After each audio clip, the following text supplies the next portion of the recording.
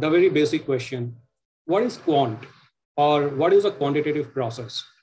So the way we look at a quantitative process is that it needs to have 4 legs. First is there should be a data-driven process. That is, you should be able to observe the data. And that data should throw up some sort of a pattern that you should be able to identify, and that should have some sort of a mathematical intuition.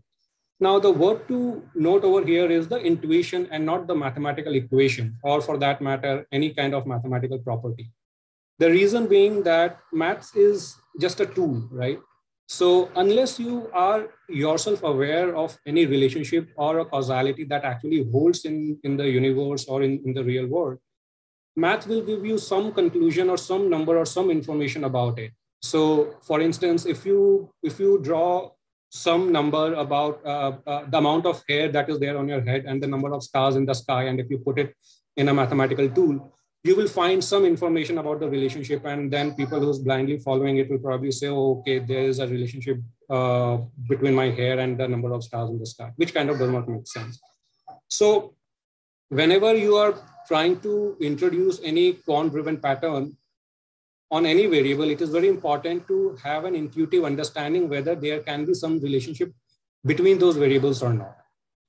Third is that the pattern should recur over a reasonable period of time for the mathematical process to evaluate it.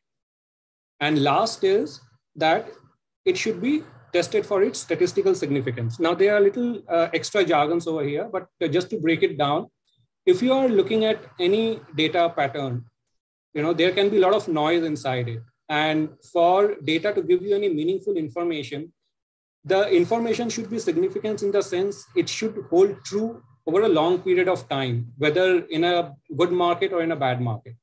For someone who is trained in quant, a simple Excel chart will give him an understanding कि इसमें ये information significant है कि नहीं, और इसके around आप कुछ trading या कुछ stock market में wealth creation की strategy बना सकते हो या नहीं. So किसी भी चीज पे quant process apply करने के लिए ये 4 चीजों का होना बहुत जरूरी है. Observation of data, identification of pattern. The pattern should recur over a long period of time, and you should be able to test it for its statistical significance. Now, second important thing I want to address is the difference between quant and technology. Whenever we talk to anybody, someone who's a new aspirant or someone who's trained also in quant, पहली चीज लोग बोलते हैं कि अगर किसी को quant में एंटर करना है एज अ स्टार्टर, वो बोलते हैं सर मुझे प्रोग्रामिंग नहीं आती या मुझे कोडिंग नहीं आती, मैं क्वांट में करियर बना सकता हूँ. सो उनके लिए I would want to say that quant existed even when technology was not there.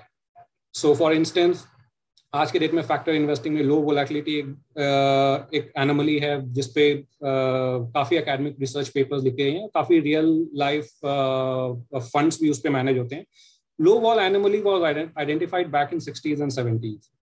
Arbitrage pricing theory, size effect, ये सारे जो आज के डेट के फैक्टर इन्वेस्टिंग या क्वांट इन्वेस्टिंग के बहुत ही बेसिक बेडरॉक के तौर पे यूज होते हैं. These were all created around 60s, 70s and 80s, जब टेक्नोलॉजी थी भी नहीं. So अगर आप क्वांट में एंटर करना चाहते हैं और आपका बैकग्राउंड नहीं है इंजीनियरिंग का या कोडिंग का, तो मायूस होने की कोई जरूरत नहीं है, because you can do majority of your quant work using simple Excel worksheet function. हाँ, ऑफ कोर्स अगर आपको मैच्योर करना है, अगर आपको आगे बढ़ना है, तो आज के जमाने में अगर आप टेक्नोलॉजी को एम्ब्रेस करते हो, then you can be a very good quant guy. But to start with, you need not get overwhelmed कि programming can not be a stumbling block और a road block for you कि भाई आप quant में अपना career नहीं बना सकते, या क्वांट में आप एंटर नहीं कर सकते, या क्वांटिटेटिव स्ट्रैटेजीज के अराउंड आप स्टॉक मार्केट में वेल्थ क्रिएट नहीं कर सकते.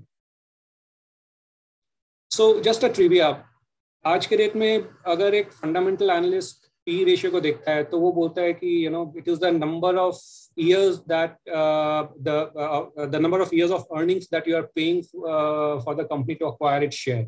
तो मतलब अगर पी रेशियो 15 की है तो आप बोलते हो मैं 15 साल कंपनी की ईपीएस के बराबर पैसे दे रहा हूँ शेयर्स को परचेज करने के लिए.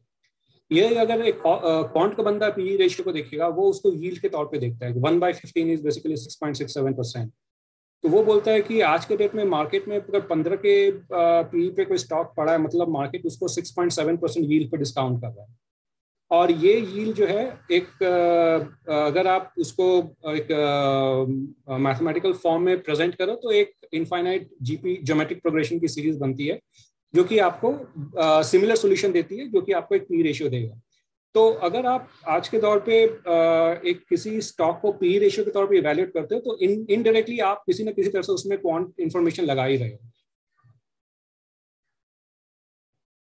ये तीन बेसिक इश्यूज क्वांट के बारे में I wanted to address. First is कि क्वांट लगाने के पहले आप ये चार चीजें देख लें कि उस पर आप क्वांट लगा सकते हो कि नहीं। अगर आपको कोडिंग या टेक्नोलॉजी नहीं आती है, कोई बात नहीं है, आप एक्सेल वर्कशीट फंक्शन से क्वांट स्ट्रेटेजीज बना सकते हो। और तीसरा, आप चाहे फंडामेंटल तौर पे देख रहे हो या किसी भी फॉर्म पे देख रहे हो, क्वांट किसी ना किसी फॉर्म में आपके प्रोसेस में एम्बेडेड रहता ही है।